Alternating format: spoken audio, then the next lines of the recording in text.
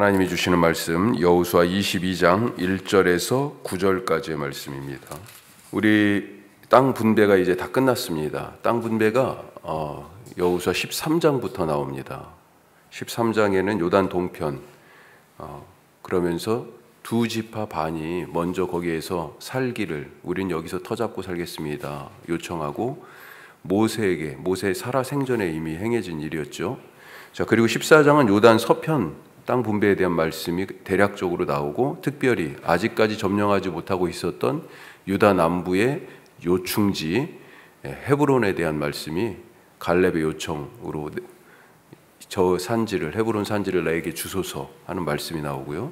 15장, 16장, 17장은 이스라엘 12지파 중에서 가장 영향력이 있었던 유다, 에브라임, 므낫세 지파의 땅 분배가 한 장씩에 걸쳐서 나오고 18장, 19장은 나머지 7지파의 땅 분배가 묶어서 18장, 19장이 나옵니다. 그리고 20장은 도피성에 대해서 마지막으로 땅에 대한 그 지분이 하나도 없는 레위 지파 하지만 어딘가엔 살아야 되잖아요. 그래서 12지파에게서 공이 레위 지파가 흩어져 살 성읍들이 지금 나오죠. 그게 48개의 성읍에 대한 기록이 나옵니다. 이렇게 땅 분배가 끝났어요.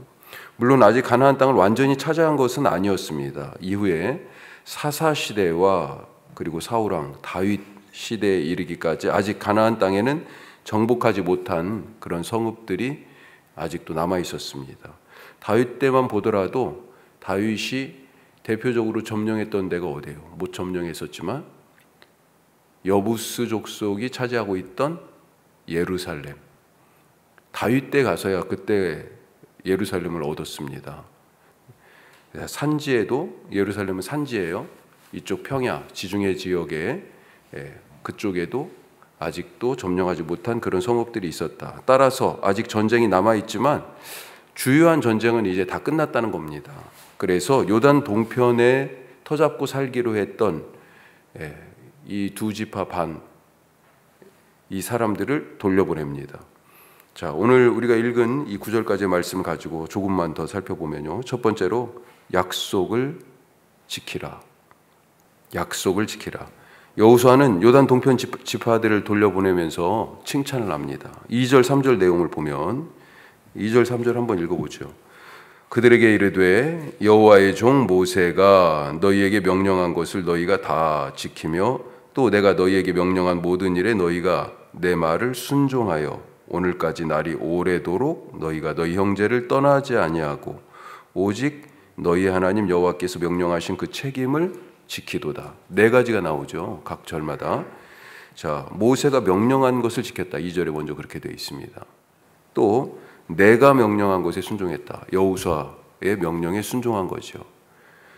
그리고 3절로 가서는요. 요단강을 건널 때부터 지금까지 오랫동안 떠나지 않고 집에 가고 싶었을 거 아니에요. 가족들은 다 지금 요단 동편에 있습니다. 20세 이상 된 남자들만 지금 온 거예요. 싸우러. 가족들은 거기 다 있어요.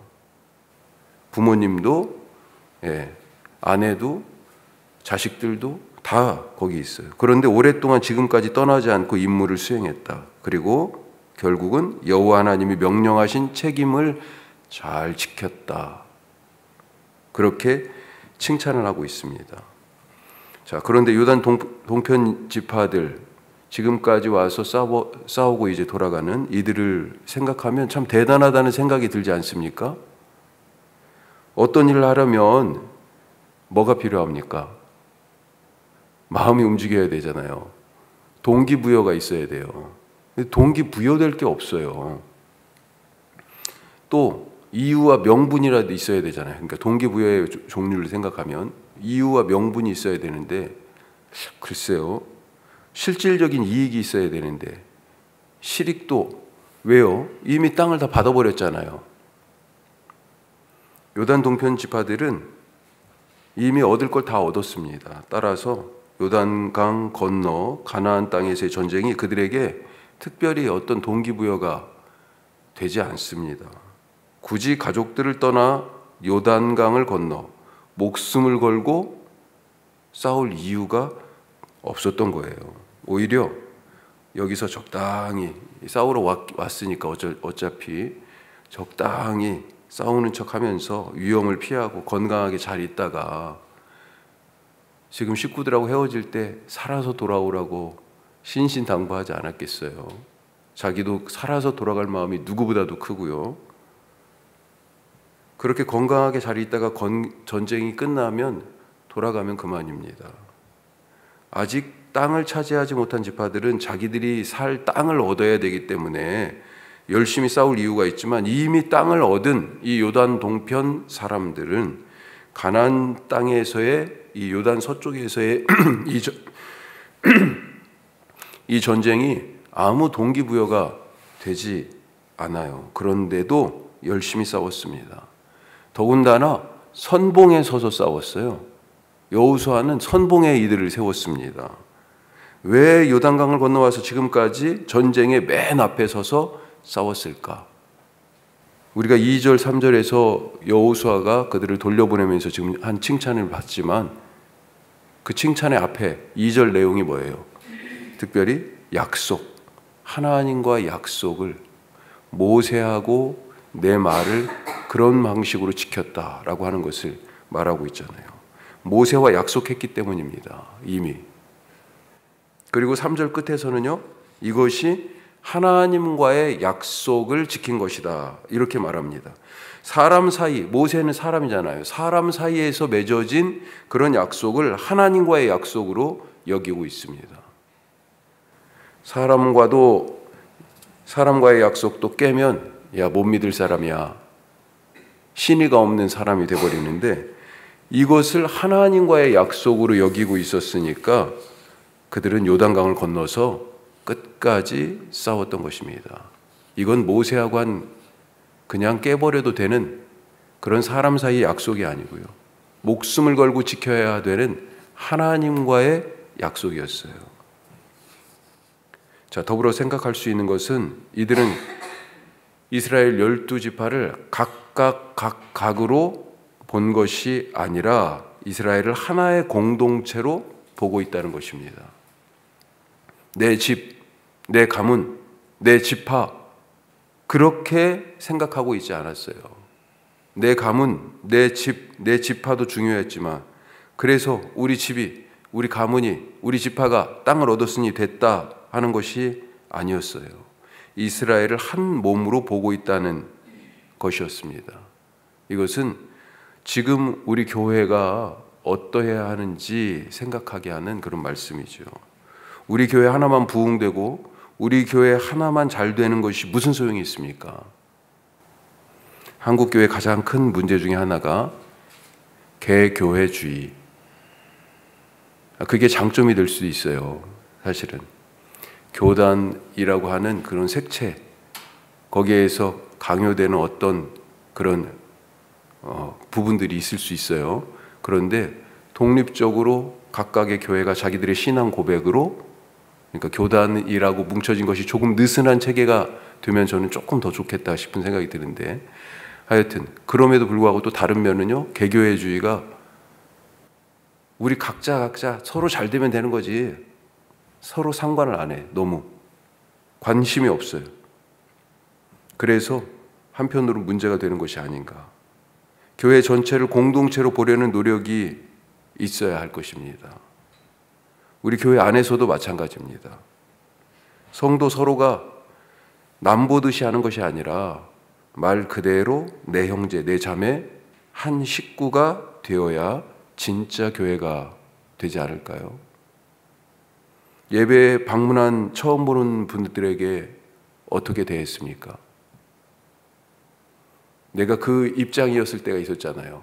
처음 우리 교회에 발을 디디고 같이 함께 예배드렸을 때 어색함. 그분도 그렇게 어색했을 텐데. 안 온 분들이 있어요. 여러 사정이 있어요. 무슨 사정인지 잘 모르잖아요. 누가 안 왔는지도 몰라요, 어떨 때는. 그런 분들을 살펴보았는가? 우리가 가족이라면, 하나의 공동체라면 내가 먼저 인사하는 것이 때로는 쑥스럽죠. 그런데 우리 집의 식구라면 쑥스러울 일입니까 그게?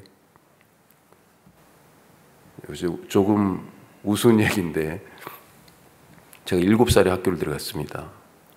초등학교 3학년 때였던 것 같은데 3학년 혹은 4학년 때인데 예. 그런데 제가 1년 선배하고 싸웠어요. 학교 문 앞에 거기가 학교 큰 길에서 학교 문까지 이렇게 조금 공간이 있었어요. 쭉 그렇게 길이 있었어요. 그리고 학교 교문이 딱 있었는데 그 교문 앞에서 갑자기 싸우고 있었어요. 흙바닥에 뒹굴어 가지고 서로 막. 그런데 제 동생이 연년생이에요. 근데 제가 7살에 들어갔으니까 학년은 2학년 차이인 거죠. 나이는 1살 차이여도 제 동생이 지나가다 그걸 봤어요. 그래가지고 달려와서 형이 싸우고 있으니까 2대 1로 싸워서 예, 선배하고 제가 싸웠는데 이겼어요. 그 다음 날부터 학교 가는 게 엄청 두려운 거예요. 그때 아무리 국민학교였지만 선배를 그렇게 했다? 아 이건 다른 선배들한테 이제 혼날 일이죠. 예. 왜 제 동생이 와가지고 좋은 예는 아닙니다만 예. 이유도 사정도 모르고 형이 싸우고 있으니까 자기도 와서 막 덤빈 거죠. 우리가 여럿이 각각이 아니라 나 혼자 신앙생활이 아니라 공동체로서의 신앙생활 할 수 있는 그런 신앙으로 더욱더 성장하고 세워질 수 있기를 간절히 바랍니다. 자, 두 번째로 축복하라. 축복하며 보내라. 동편 지파를 보낼 때 여호수아와 서쪽에 살게 된 사람들의 마음 어땠을까요? 헤어짐의 아쉬움. 그동안 전쟁터에서 목숨을 걸고 싸우다가 서로 우위도 다지고 정도 많이 들었을 겁니다. 정말 목숨을 건 전쟁터였잖아요. 때로는 서로 생각이 달라서 말이 부딪히고 손발이 맞지 않아 서로에 대한 오해, 미움 이런 것들도 있었을 겁니다. 좋은 것들도 있었지만 싫은 것들도 있었을 거예요. 그래서 더욱 감사하고 한편으로 미안하고 서운하고 아쉽고 그러지 않았을까 싶습니다. 인생에는 이런 감정들이 다양하게 쌓여 있죠. 그래도 이 사람들이 있어서 더군다나 먼저 앞장서서 선봉에 서 줘서 이만큼 땅을 얻게 됐습니다. 그리고 이제 돌아가야 됩니다. 어떻게 돌려보내야 할까요? 6절 말씀에 보니까 여호수아가 그들에게 축복하여 보내매, 축복하여 보낸다고 돼 있습니다. 그래서 그들이 자기 장막으로 갔어요. 7절 말씀 끝에도 축복했다고 돼 있습니다. 모든 것은 다 되돌아오게 돼 있잖아요. 그게 에너지의 법칙이에요. 예, 물질 세계에서의 질량이 보존되는 법칙도 있고 에너지를 그걸로 에너지로 표현하니까 에너지가 보존된다고 물리학에서도 그렇게 얘기하잖아요. 영적 관계에서도 마찬가지입니다. 모든 것은 다시 돌아오게 돼 있어요. 낱말하기 좋아하는 사람이 누군가 자기 말하면 누군가 자기 말이 결국은 하게 돼 있어요. 내가 낱말을 자꾸 하면. 그런데 누군가 내 말하면 그렇게 낱말하기 좋아하던 사람이 길길이 날뜁니다.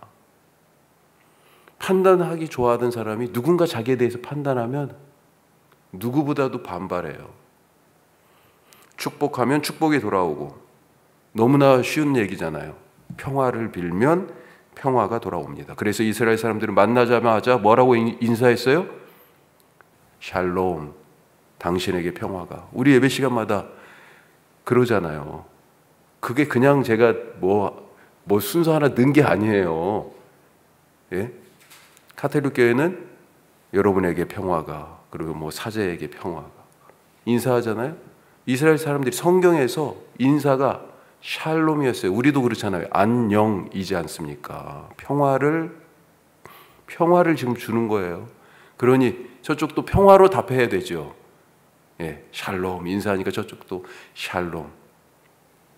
미움으로 말하면 미움이 돌아오고 오해하면 오해받게 되어 있습니다. 축복할 수 있기를 바랍니다. 축복하며 떠나보내자. 축복의 내용이 5절에 나와 있어요. 또 8절에도 나와 있습니다. 5절에는 뭐라고 되어 있어요? 5절에는요, 하나님의 말씀을 잘 지켜 행하고 여호와를 사랑하고 마음과 성품을 다하여 여호와 하나님을 섬기라. 축복의 내용이 하나님의 말씀 따라 사는 삶을 소원하는 거잖아요. 자, 또 한 가지는 뭐가 있습니까? 8절에 보니까 실질적으로 여러 선물들을 줬어요. 여러 선물들을 빈손으로 또 보내지 않았습니다. 우리에게 그런 마음이, 그런 실천이 우리의 삶에 있을 수 있기를 간절히 바랍니다. 오늘 그런 복된 날 되시기를 주님의 이름으로 축복합니다. 우리 오늘 같이 함께 기도하는데요, 말씀을 붙들고 우리가 하나님께서 우리에게 주신 약속이 있어요. 그 약속에 신실하기 위하여 예수님을 보내주셨잖아요. 우리도 약속에 신실한 사람들 되게 하여 주시옵소서. 모세와 한 약속을 지키기 위하여서 열심을 냈던 요단 동편의 사람들처럼 우리도 그렇게 하나님의 약속에 신실한, 사람 사이의 약속으로 괜찮아 하는 날이 아니라 어떤 말이든지 말한 것을 잘 지켜내는 그런 하루 되게 하옵소서. 기도하시고 또 축복하며 보내라고 그랬습니다. 우리 곁에 있는 사람들을 축복하는, 그것이 나에게 돌아오는 거예요. 그런 삶을 살게 하옵소서. 기도하시고 오늘 우리 선교 동역지들을 위해서 기도하겠습니다. 우리 혁신도시, 아까 개교회주의 얘기했습니다만 우리 교회 하나만 잘 되는 게 아니고요, 혁신도시에 15개 교회가 있어요. 지금 15개 교회들이 잘 세워지게 하여 주옵소서. 우리 기도하실 수 있길 바랍니다. 기도하겠습니다.